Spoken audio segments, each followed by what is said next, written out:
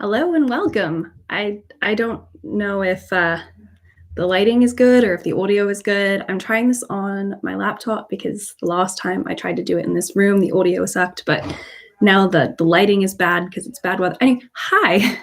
Welcome to my 2019 in review live stream. This is the second time I've done this. I did this last year and it didn't go great, but we're going to try this again because, hey, why not?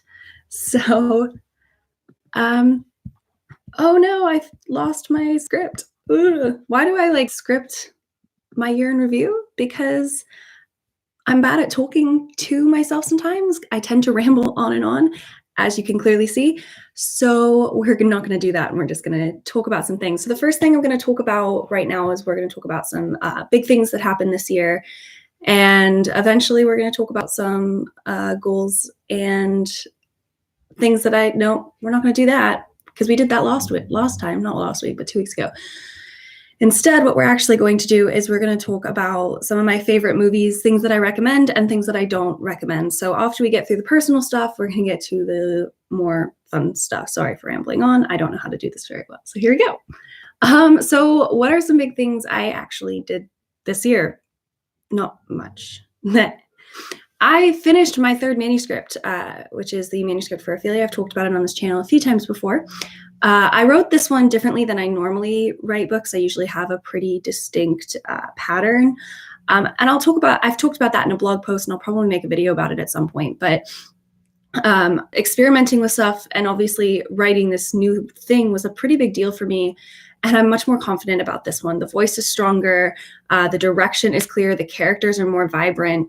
I'm just more proud of it. It's just better than the first one. And I still haven't decided if I'm going to query it yet. I mean, I want to query it eventually, but I haven't decided if I want to query this or query something else. We haven't decided yet. But the fact is that I did it and I'm pretty proud of it. So, yay. The next thing is a pretty big thing. I started therapy this year.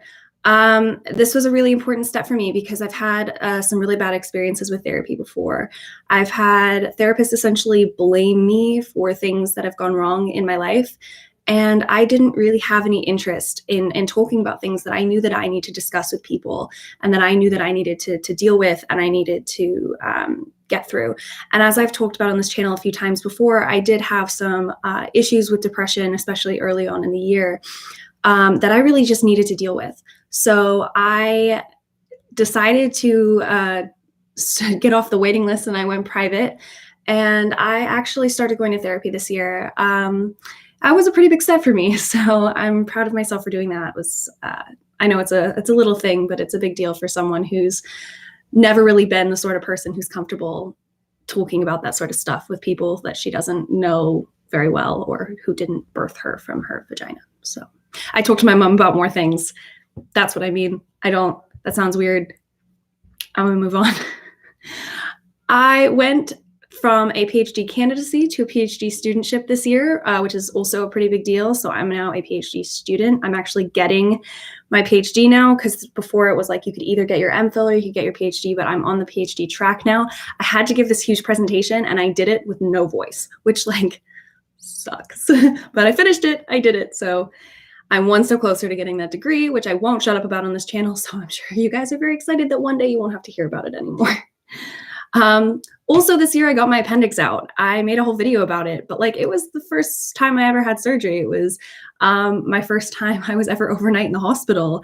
And I was so sick of potatoes after that because I just had pure potatoes, but it's fine. It's fine.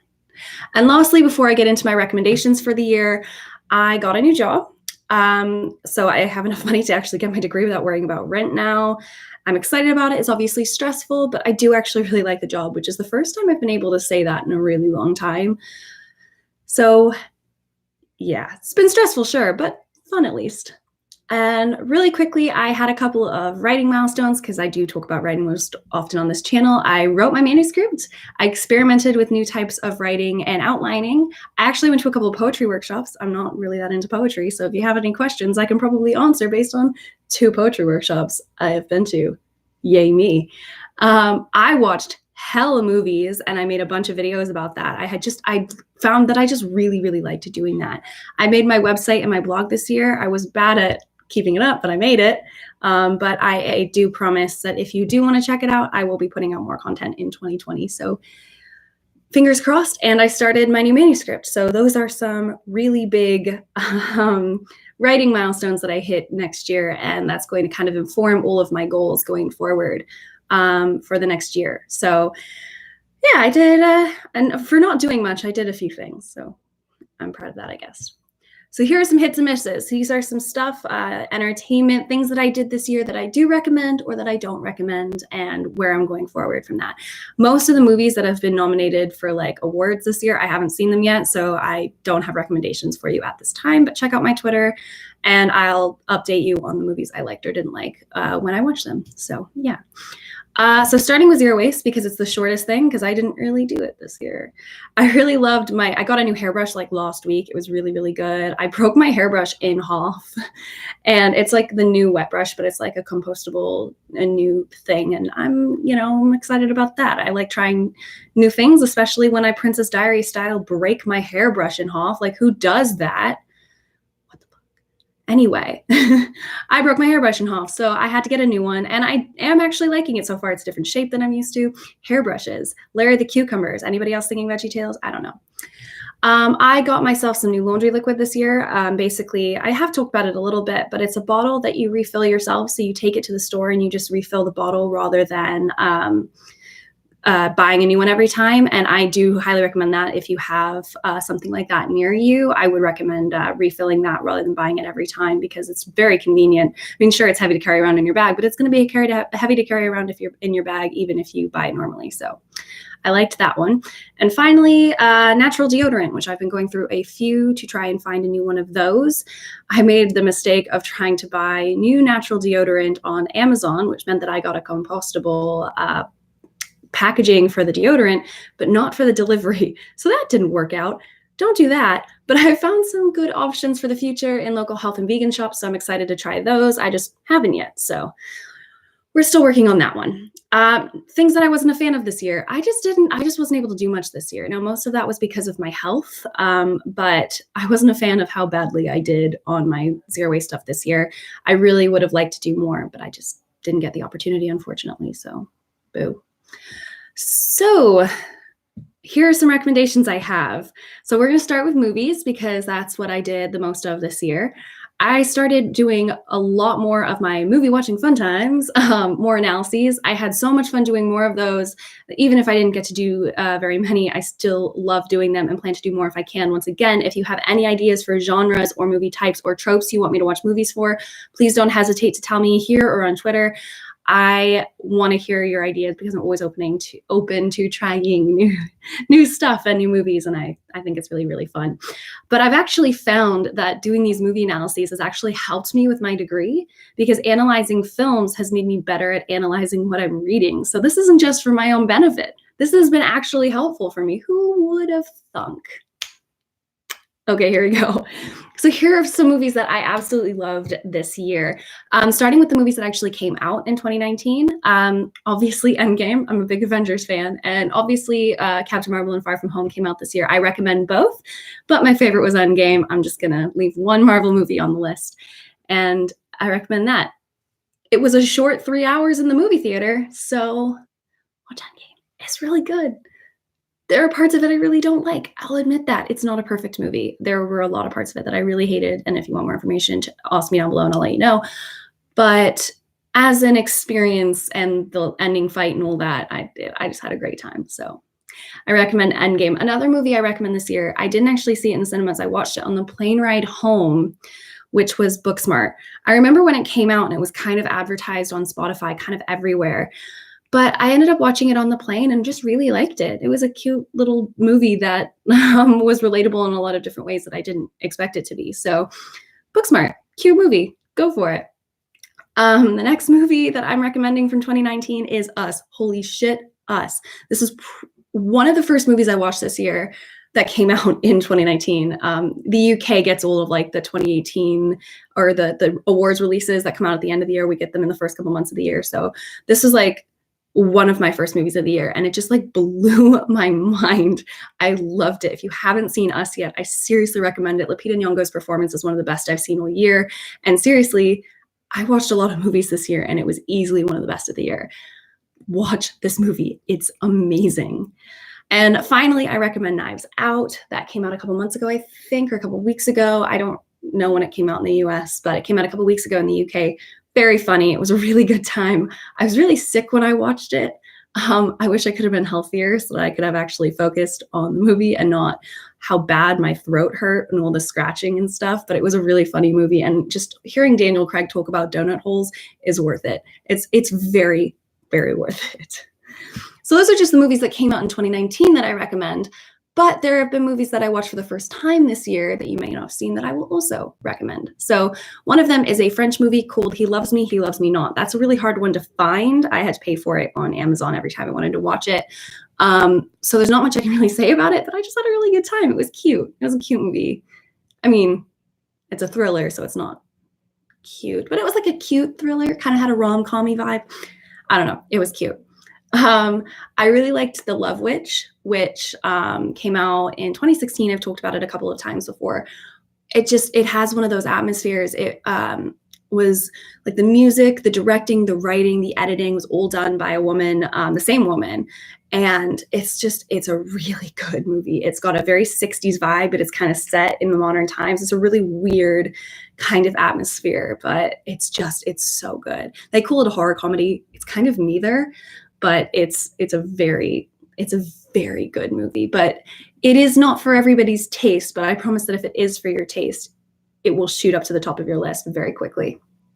Next movie is The Crush, which is an objectively terrible movie. But I loved it. I love bad movies. This is Carrie Elways and Alicia Silverstone. And I loved it so much. I highly recommend it if you just want like a silly, trashy Fatal Attraction ripoff. Go watch this movie. It's really good.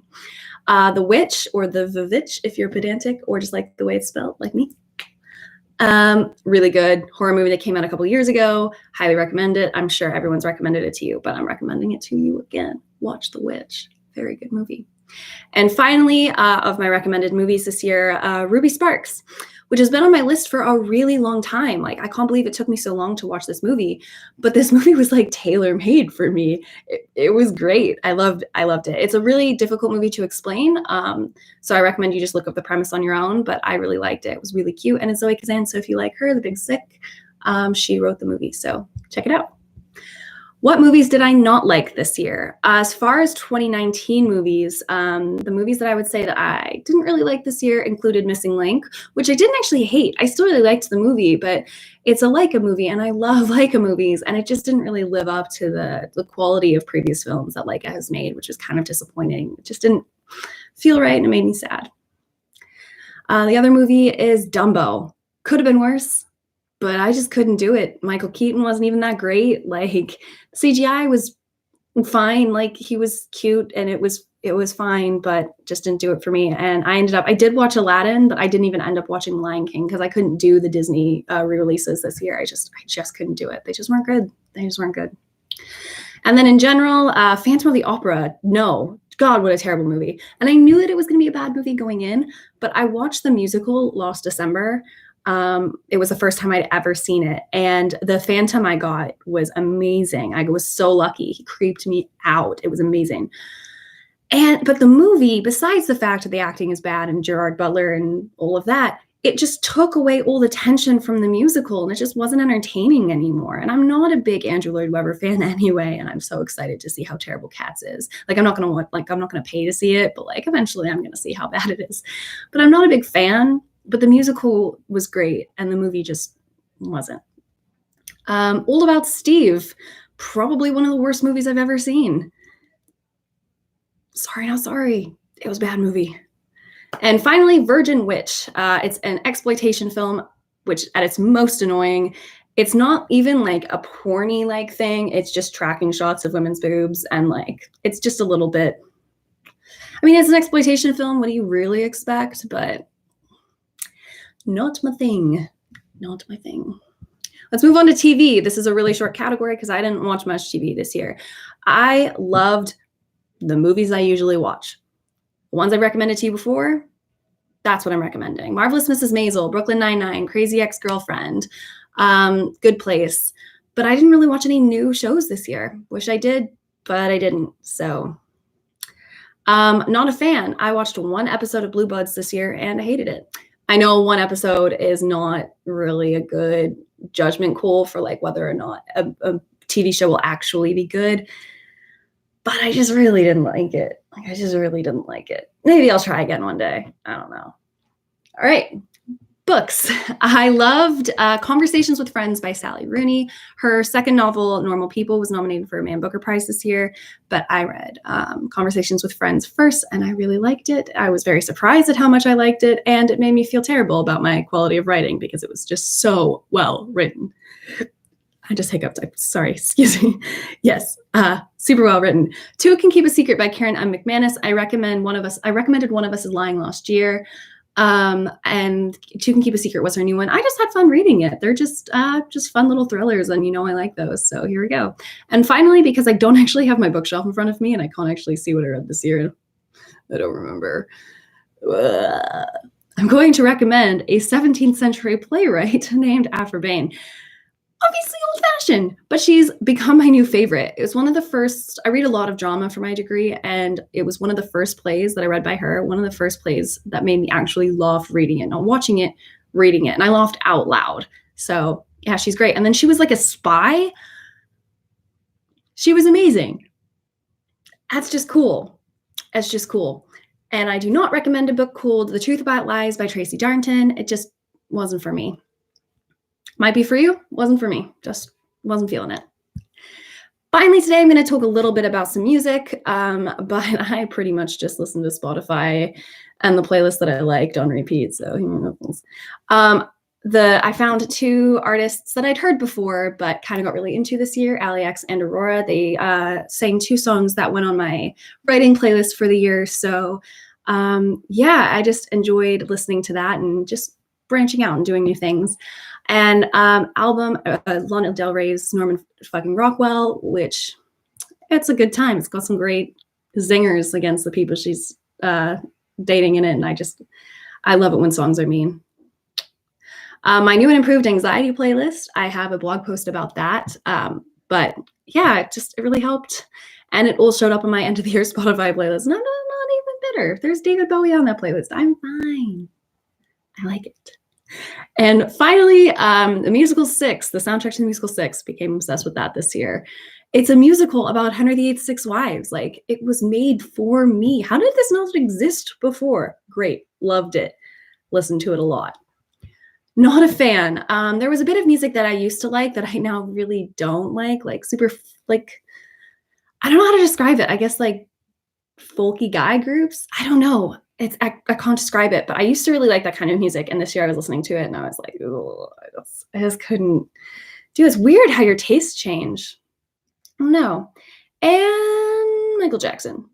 I'm just going to leave that there. Now, I was never a huge fan. Like, I like songs, but I was never a huge fan. But if you remember what happened earlier in the year, I'm just going to let that sit and let you take it in and move on. And finally, I didn't like songs I don't know, which sounds super petty. But I just like singing along to the songs I know. And I did listen to a lot of new songs this year that I ended up really, really liking. But I always went back to the songs that I listened to over and over and over again because I just like being able to sing to the music I listen to. Not that big of a deal. That's just it. So those are my recommendations for the year. I'm sorry the audio isn't great. I hope the video isn't great. I hope the audio is better this year or this week. I don't know what I'm saying. But thank you for watching. And this is my end of the year roundup. And one of these days, I'm going to talk about the decade because we are entering a new decade, which is weird. So I hope you will have a happy new year. Be safe. And I will see you in 2020. Thanks. Bye. Turn off the stream.